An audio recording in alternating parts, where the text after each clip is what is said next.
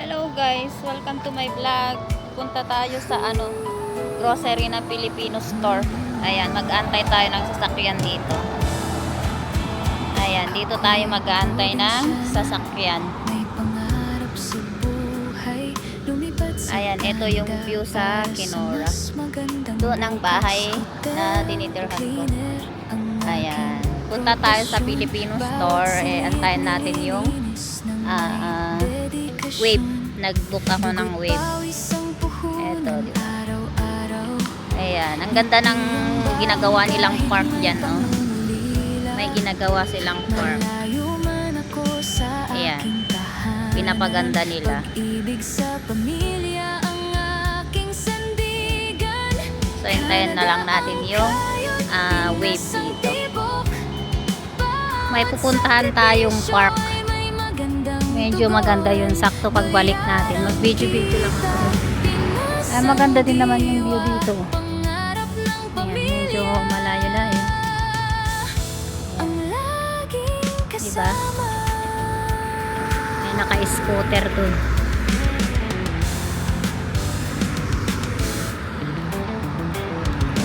Ayan, babalik tayo doon sa pinanggalingan natin. Ayan, mag-hunt tayo. Layo lang. Pinukulik. May tao doon sa likod. Ayan.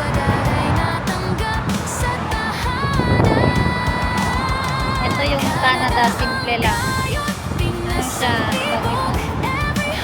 Yung taga-probinsya ako sa Pilipinas. Tapos napunta ako dito sa probinsya ng Canada. Walang katao-tao. Walang tao makikita. Puro sasakyan ba? Ayan, kaya maglakad-lakad lang tayo. Diba? Lakad lang. Kung saan tayo mapantay. Ayan, may tao.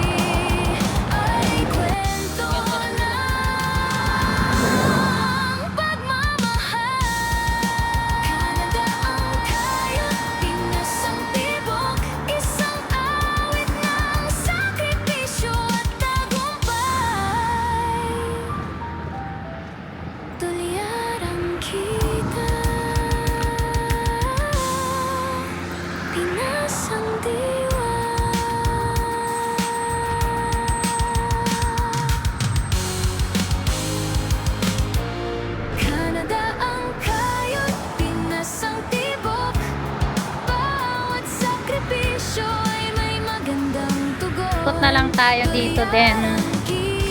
Babalik tayo dun sa Always Fresh. Tignan lang natin tong mga andito. Kung anong mga meron dito. Kenora Mertis. Ayan. Explore lang natin tong lake view ng Kenora. Ayan. Ay, dyan pala papasok yung Tim Hortons kanina. Yan.